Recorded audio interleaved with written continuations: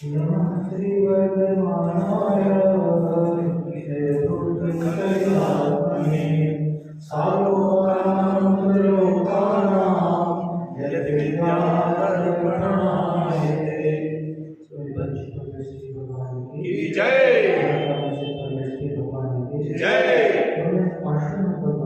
जय जय जय बाहुबली भगवान की जय जय जय श्री समर्थ जी स्वामी की जय श्री देवानंद जी महाराज की जय श्री जयदेव जी महाराज की जय समस्त आचार्यों की जय नवो महाराज की जय माता की जय जय महाराज की जय महाराज की जय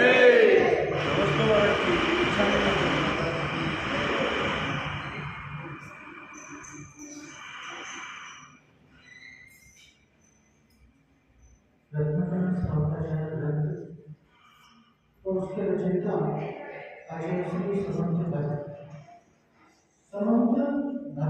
अर्थात जो सभी प्रकार से सब ओर से अंतरंग से और बाहर से भी जो भद्र है वो कौन है? समंत भद्र। और भद्र कौन? मजबूत है भद्र कौन? जो श्रेष्ठ है, जो सबसे बेस्ट है, जो सबसे अच्छा है, जो सबसे पवित्र है, वह क्या है? समंत भद्र है। भद्र। और समंत भद्र क्या है? सब ओर से भद्र। वो समंत सभी प्रकार से सब ओर से भद्र। ऐसे महान आचार्य के चरणों के शरण में हम रत्नकर्ण श्रावकाचार्य के माध्यम से पहुंचे हैं। कितना पुण्य है अपने नाभि की सराहना करना, क्योंकि ये रत्नकर्ण, ये रत्नों का पिटारा हमें यूं ही नहीं मिल गया। आचार्य श्री समंत भद्र का जो समय था, जो स्थान था, काशी, कांचीपुरम, मदुरई, तमिलनाडु।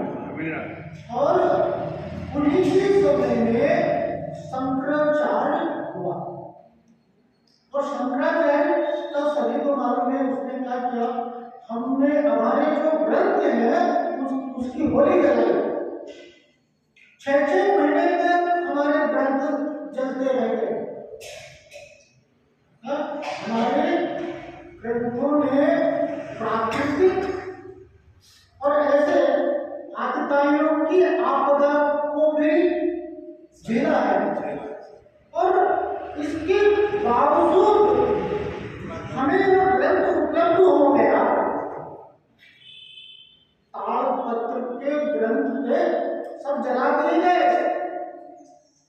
कितने परिश्रम से आज जो टेक्नोलॉजी हमारे पास है ना, कि आप सुबह भेजते हो और शाम को पुस्तक छप कर के आ जाती है। इतना हम एडवांस हो गए, लेकिन उस समय क्यों नहीं कर सकते? पत्तों को सुखाते थे जंगल में, और आचार्य पत्तों को सुखाते और पत्थर सूखता था। और कोई कड़ी सी वस्तु होगी, जैसे पेड़ का कांटा, और उससे बहुत के एक अक्षर और इस प्रकार से वो लिखते थे। किसके लिए करते?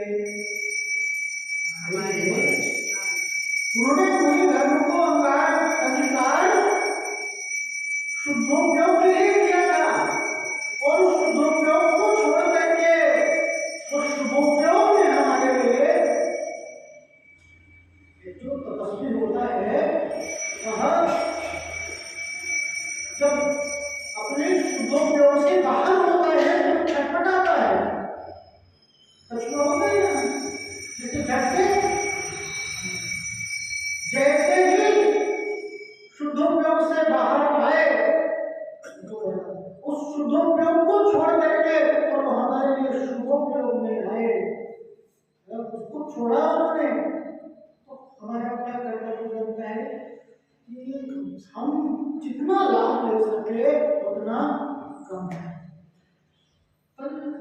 मंगलाचरण हम लोगों ने देखा और आचार्य ने मंगलाचरण में नमस्कार किया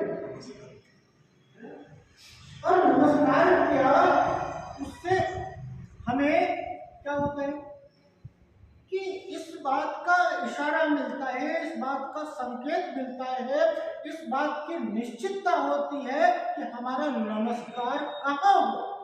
श्रद्धा महत्वपूर्ण है।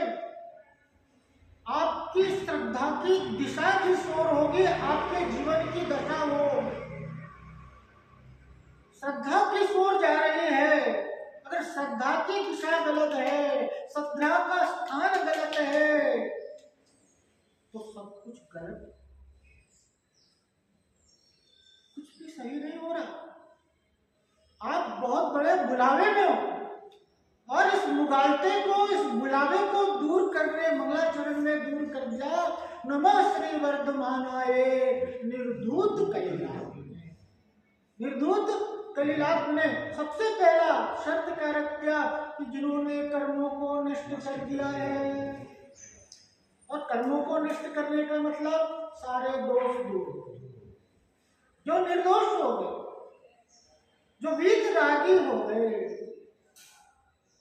वीतरागता सबसे पहला शर्त क्या है कि मेरा ये जो माथा जहाँ झुक रहा है वो कहाँ झुक रहा है? कुछ भी नहीं कि कहीं भी ले जाकर के चढ़ा, 5-6 रुपए की कोई वस्तु नहीं है तो बाजार से लाया और लो क्या कर रहे हैं? ये मस्तक मेरा वही झुकेगा जहां पर वीतरागता, निर्दोषता होगी। संसार में देख लो, हमारा आदर, हमारा सत्कार, हमारा सम्मान किसके प्रति होता है? कोई पैसा वाला है वो ज्यादा सम्मान्य होता है कि हमारी दृष्टि में? पैसा वाला भले हो लेकिन जीवन में चारित्र नहीं है, जीवन में आचरण सही नहीं है, तो हमारा आदर्श, तो हमारा सम्मानीय नहीं होता है क्या? तो जिसका आचरण सही नहीं, शराब पीता हो, जुआ खेलता हो, भले ही उसके प्रभाव में हम, जो आदर, जो सम्मान अंदर से होता है वो नहीं, तो फिर ये तो हमारे जीवन का संबंध है। और मेरा नमन वही होगा, ये पूज्यता का आधार दे दिया। पूज्यता कहाँ घटित होती है? जहां पर वीतरागता और वीतरागी। और दूसरी बात क्या है कि भैया आचरण के साथ साथ उसकी समझ भी अच्छी होनी चाहिए, है? कोई बेवकूफ है तो वो उसका सम्मान नहीं होगा, उल्टी सीधी हरकतें करेगा, तो वो सब उसकी समझ होनी चाहिए, उसके पास विवेक होना चाहिए, उसका ज्ञान सम्यक हो। तो क्या मिल गए हमें? दूसरे सर्वज्ञ, जो सबके ज्ञानी है, सब जानते हैं, उनकी ज्ञान से कुछ भी छुपा। सालों का लाभ, सालों का नाम त्रिलोका नाम, यद विद्या दर्पणायते। विद्या अर्थात ज्ञान में, दर्पण अर्थात क्या? शीशा, कनडी। दर्पण की यहाँ पर उदाहरण दी कि दर्पण में जितनी निर्मलता होती है, इतनी ज्ञान में निर्मलता होनी चाहिए। दर्पण में जितनी निर्मलता, जिस प्रकार से दर्पण वस्तु को झलकाता है? लेकिन दर्पण की कोई इच्छा होती है क्या? उसे झलकाने की? तो भगवान के ज्ञान में सब कुछ झलकता है, सब कुछ जान रहे हैं, लेकिन वो इच्छा के साथ कुछ भी नहीं, वहां पर इच्छा का अभाव है। अब दूसरा कि हम जान रहे हैं किसी वस्तु को, तो वस्तु हमारे पास नहीं आती, हमारे ज्ञान में नहीं आ जाती, ना हमारा ज्ञान उस वस्तु के पास जाता है।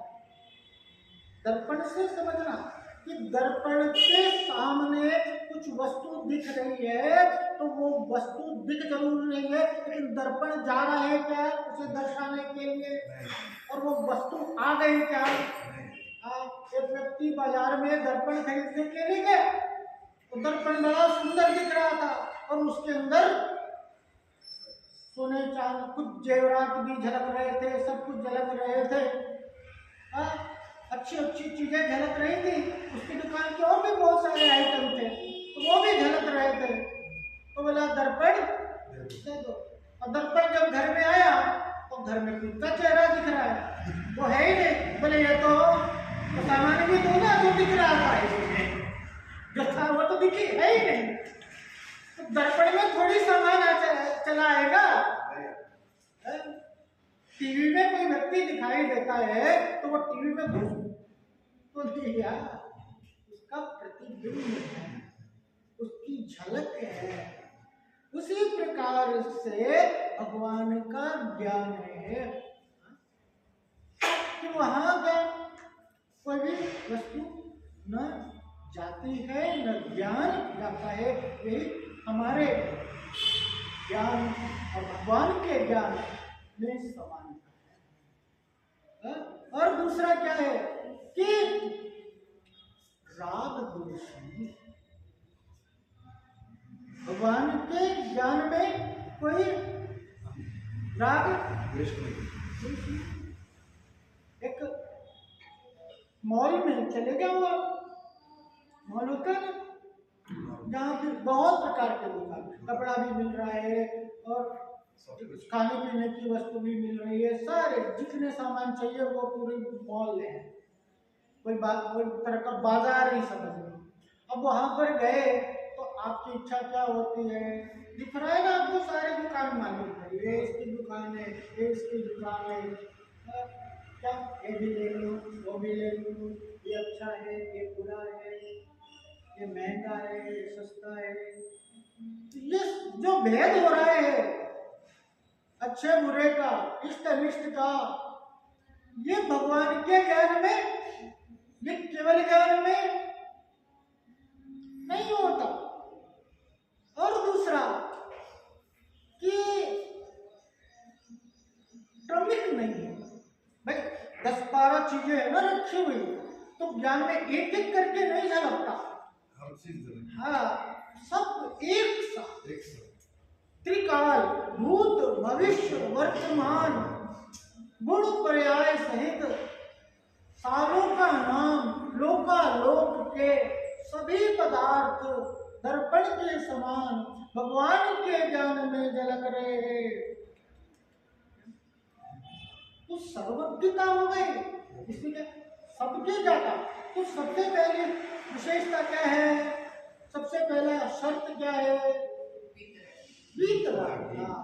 और दूसरा शर्त क्या हो गया? सर्वज्ञता।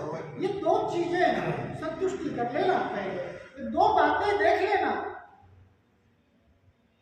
यहाँ हमारे लिए पैमाना दे रहे हैं, हमारे लिए उपाय बता रहे हैं, हमारे लिए मार्ग बता रहे हैं कि जहाँ पर ये दो चीजें नहीं है वहाँ तुम भटक रहे हो, सारी परेशानियों का कारण क्या है? ये जड़, ये मूल है। अगर ये बात, अगर वीतरागता है, अगर निर्दोषता है,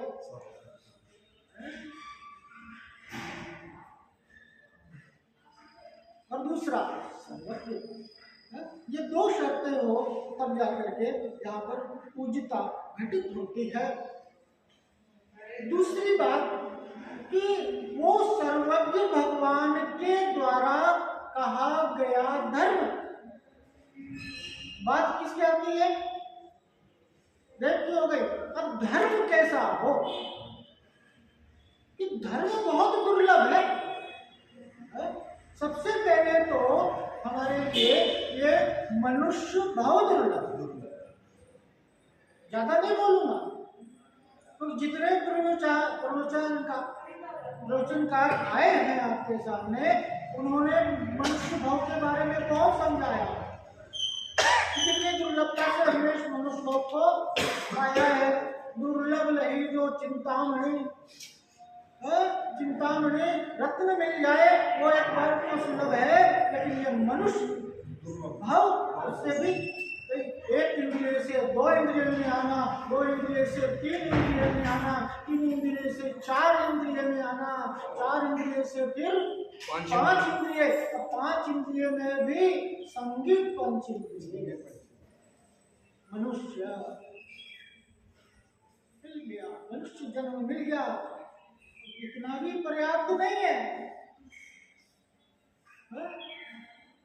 नीच कुल में जन्म ले लेते क्या होता? कर पाते क्या धर्म? और तीसरी विशेषता है कि उत्तम देश में, भारत वर्ष मिल गया जहां पर हम स्वेच्छा के अनुसार धर्म कर सकते हैं। ऐसे बहुत से देश है जहां आपको आपके अनुसार धर्म करने की आज्ञा नहीं है। आप वहां मंदिर नहीं बना सकते अपना। तो उत्तम देश में या हमारे देश में कण कण में धर्म पाया जाता है। तो यहाँ पर करें कि उत्तम देश का मिलना, अब उत्तम देश मिल गया, मनुष्य भाव मिल गया, उत्तम कुल मिल गया, तो मनुष्य भाव के बाद आयु ही नहीं है। तो मनुष्य भाव मिला और बचपन में मां के गर्भ में, तो उत्तम आयु मिल गया, और आयु मिलने के बाद भी शरीर स्वस्थ नहीं है, कोई भीषण रोग हो जाए तो हम कर पाएंगे क्या? ये सारी चीजें हमें प्राप्त है। और सोच लो, एक दुर्लभता का स्तर बढ़ता चला जा रहा है, उसके बाद शक्ति नहीं है, सामर्थ्य नहीं है, धर्म करने की शक्ति नहीं है। भगवान का जन्म कल्याण होता है। भगवान का के जन्म से पहले 6 महीने पहले कुबेर रत्न बरसाता है। क्यों बरसाता है? कि भैया अगर धन संपन्न होंगे तो धर्म कर पाएंगे। अब जिसको रोटी का ठिकाना नहीं है वो मंदिर आएगा क्या? शक्ति नहीं, सामर्थ्य नहीं उसको। तो यहाँ पर करें वो शक्ति भी है, ये सारी चीजें मिल गई तो क्या कर रहे हैं? अब विनय ही नहीं है। अहंकार इतना जागृत है कि मंदिर की, धर्म की आवश्यकता ही नजर नहीं आती। धर्म तो वो जाए करें, मंदिर तो वो जाए जिनके जीवन में कुछ कमियां हैं, जिसको धंधे व्यापार से फुर्सत नहीं है, जिसको पैसा पुण्य पैसा बरस रहा है, उस अहंकार में उसको कुछ भी नहीं सूझ रहा, तो कह रहे कि नहीं विनय है। अब ये सारी चीज मिल गई तो सबसे ज्यादा दुर्लभ क्या कहा? धर्म श्रवण।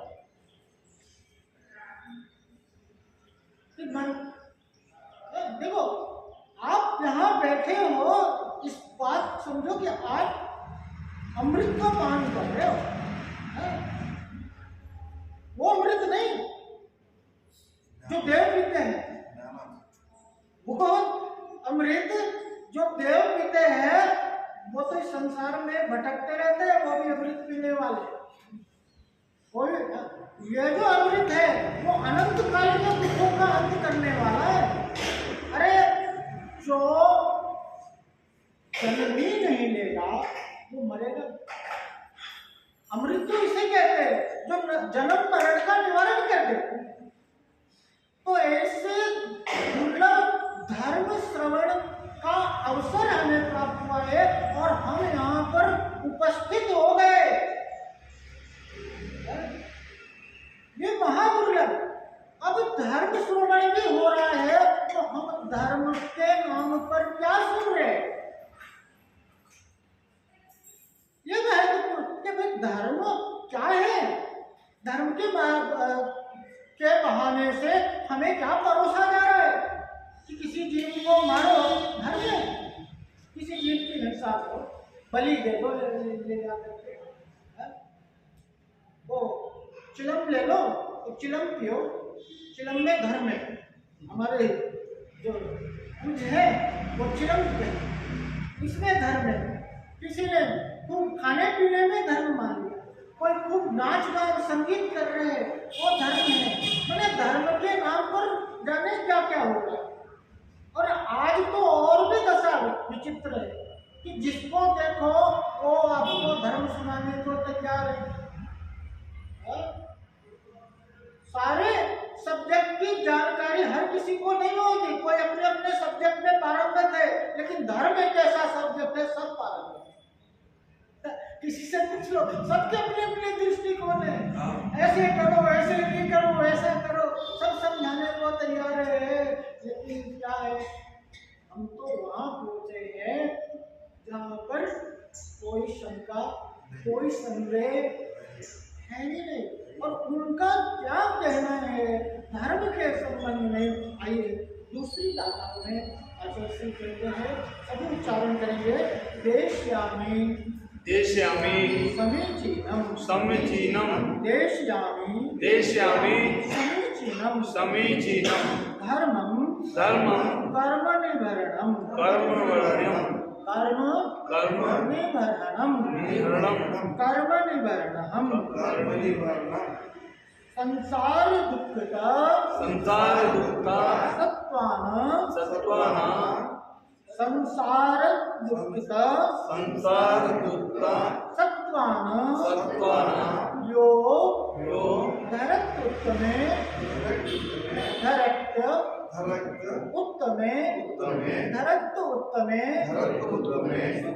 सुखे यो धरत उत्तमे सुखे देश्यामि समीचीनं धर्मं कर्मनिभरणं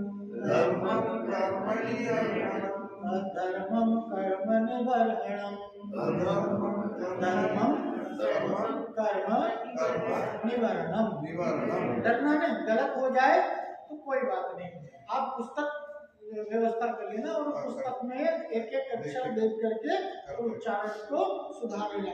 फिर क्या कह रहे हैं, संसार दुःखता सत्त्वान्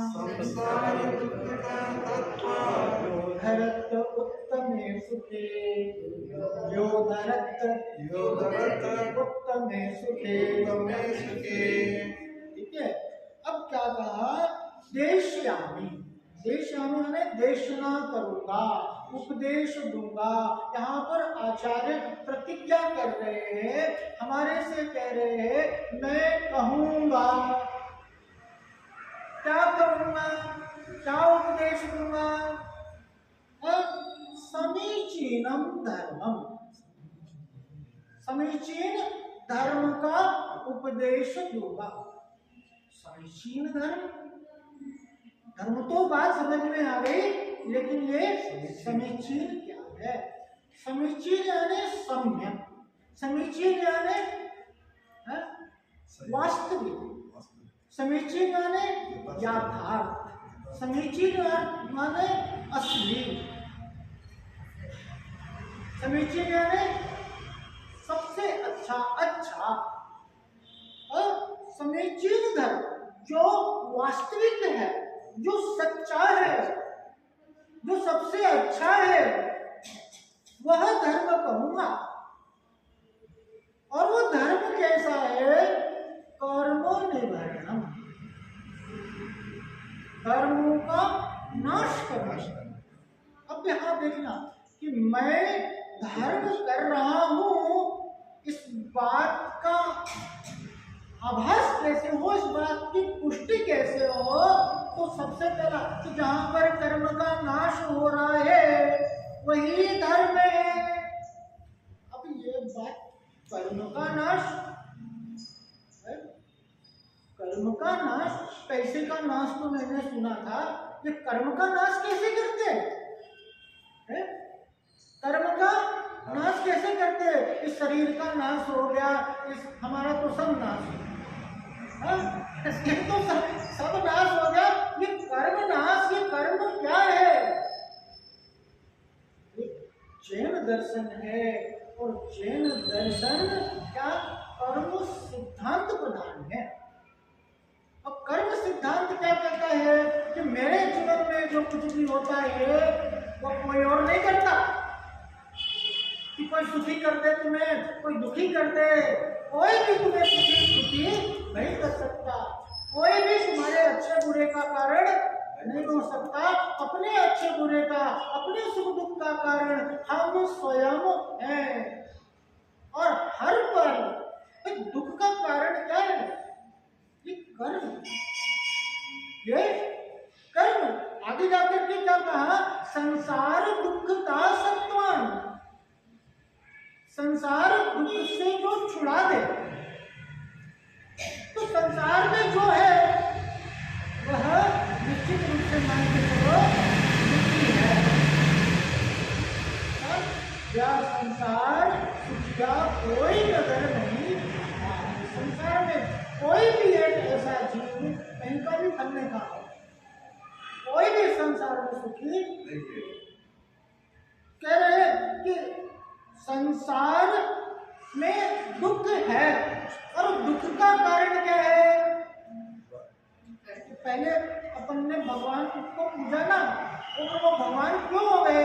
तो निर्धूत कली लाते कर्मों को नष्ट कर दिया।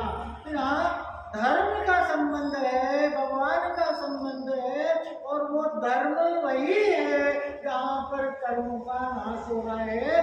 लेकिन कर्म हमारे भावों के माध्यम से निरंतर हमारे से संबंध को प्राप्त हो रहे हैं, हमारे आत्मा में आ रहे हैं, उसे आश्रव कहा जाता है।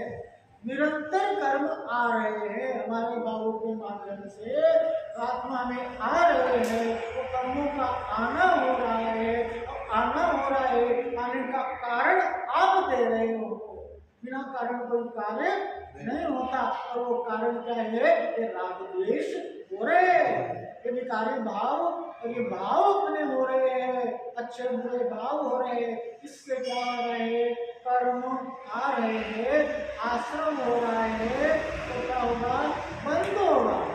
आ रहे हैं तो वो बैठेंगे, आ रहे हैं तो वो कहीं से कोई आया है, किसी को बुलाया है तो बैठेंगे, रुकेंगे आपके पास? आप ही ने तो बुलाया है, निमंत्रण दे करके। रागद्वेष करना क्या है? कर्म को निमंत्रण देना है, और निमंत्रण देके बुलाया है तो वो बैठेंगे, बंद हो गया। अब जब बंद हो गया तो क्या करेंगे? बंधन की जिसको अनुभूति हो रही है वो तो उसको छूटने का प्रयास करेगा। यहाँ पर वही कह रहे हैं, जहाँ बंधन से छूटना हो रहा है, जहाँ संबर निद्रा हो रही है, वहाँ धर्म है। और उसका कारण क्या बताया? कि राग।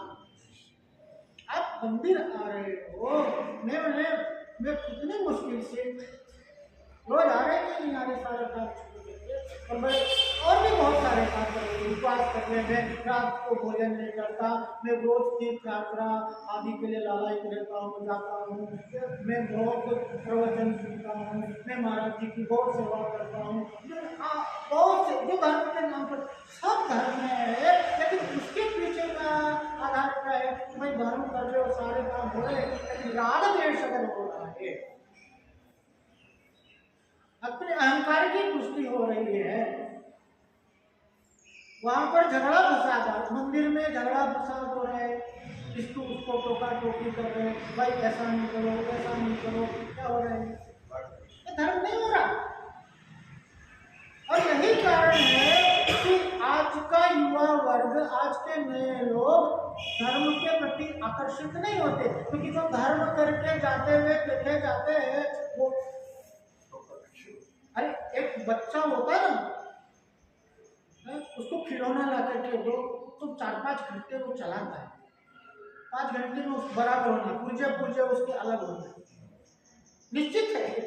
लेकिन 4-5 घंटे चलते हैं ना, आपका धर्म 5 मिनट भी चल रहा है क्या? चप्पल पहना और वहां से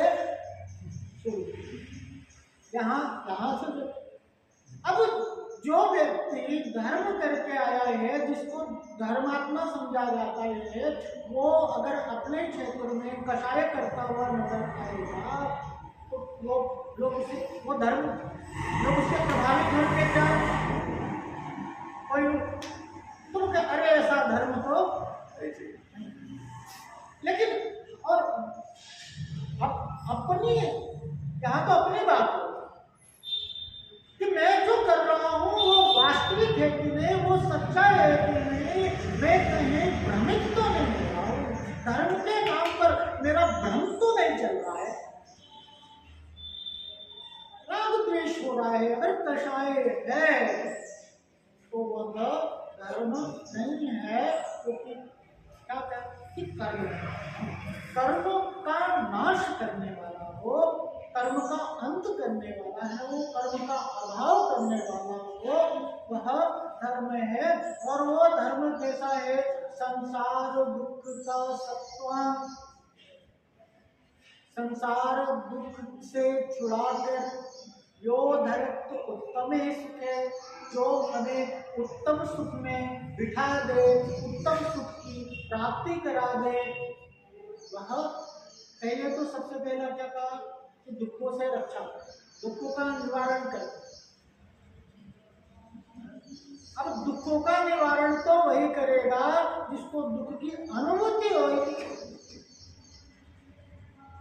वहां पर धूप है ना, वहां पर धूप आ रही है देखो, और मैं क्या कहूँ कि चलो वहां पर बैठते हैं और वहां पर प्रवचन, क्या बात कर रहे हैं महाराज जी, यहाँ बहुत अच्छा है, क्या आप भी वहां बैठो और प्रवचन में धूप में, क्या कितना बढ़िया। अरे तुम्हें धूप लग रही है तो तुम छांव में आए हो, तुम्हें छांव अच्छा लग रहा है, जिसको धूप ही नहीं लग रही है क्या? लोग जा रहे हैं, उनको धूप नहीं लग रही, वो व्यक्ति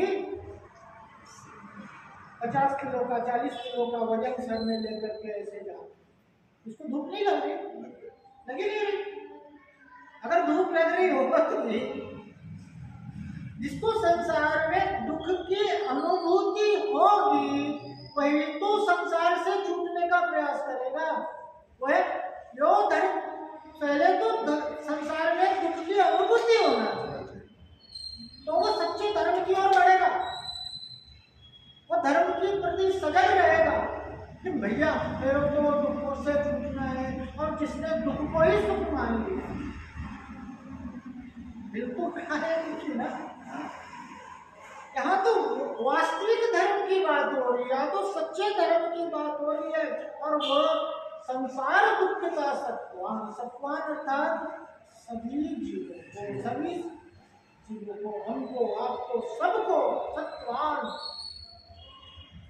धरत में उत्तम दुख से छुड़ा करके और उस उत्तम सुख में, और वो उत्तम सुख क्या है?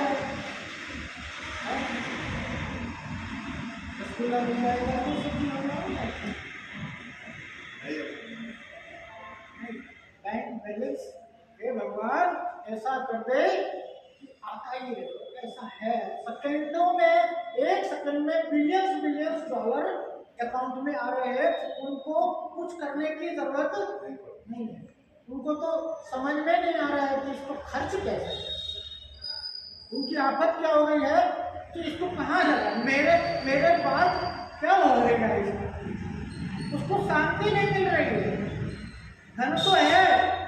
लेकिन शांति नहीं मिल रही है। बिल गेट्स कहता है कि मुझे चैरिटी करके शांति मिलती है, मुझे दान करके शांति मिलती है, मैं अपना बहुत सा धन चैरिटी में भी दान में भी, उसको भी सुख नहीं। अरे धन पैसा हो जाए, हमारे लिए सारे संयोग मिल जाए तो सुखी नहीं है, उसमें सुख नहीं है, क्योंकि इन सब में पराधीनता है, अधीनता है। और पराधीनता सपने वो सुख, सपने में भी किसी कार्य में पराधीनता में सुख नहीं मिलता। आप कितना भी हो किराए के मकान में रहना नहीं चाहते क्या भैया, मकान मेरा होगा। कोई कह दे कि भाई गाड़ी हमारी ले जाया करो, खड़ी तो रहती है, नहीं भैया सेकेंड हैंड गाड़ी लूंगा, लेकिन गाड़ी अपनी लूंगा। क्या पता तुम मना कर दो, किसी के अधीन नहीं होना चाहते। इसी प्रकार से यहाँ तो स्वाधीन सुख की बात हो रही है, और वो स्वाधीन सुख कहाँ, जो मुझसे उत्पन्न, वो सुख कहीं और नहीं है, वो सुख मेरे अंदर है। धर्म की परिभाषा एक और सुनी होगी, वस्तु स्वभाव, वस्तु का स्वभाव धर्म है। और धर्म में क्या करने क्या कि सुख, अगर आपको सुख मिल रहा है, अगर आपको आनंद आ रहा है, तो वहाँ पर धर्म हो रहा है। और ऐसा धर्म हमें सुख वर्तमान में तो प्राप्त कराते है। अभी सुख मिल रहा है कि नहीं, अभी आनंद आ रहा है कि नहीं, समझिए धर्म हो रहा है। और यही आनंद, यही सुख अपने उत्कृष्ट दशा को प्राप्त हो जाएगा। यह सच्चे धर्म का फल है। उत्तमे सुखे, वह उत्तम सुख जहाँ पर दुख का कोई भी नाम निशान नहीं है। इस प्रकार से धर्म का ऐसा स्वरूप हम सभी ने आचार्य के माध्यम से समझा। आगे और इस विस्तार से और भी जानेंगे इस संबंध में। जय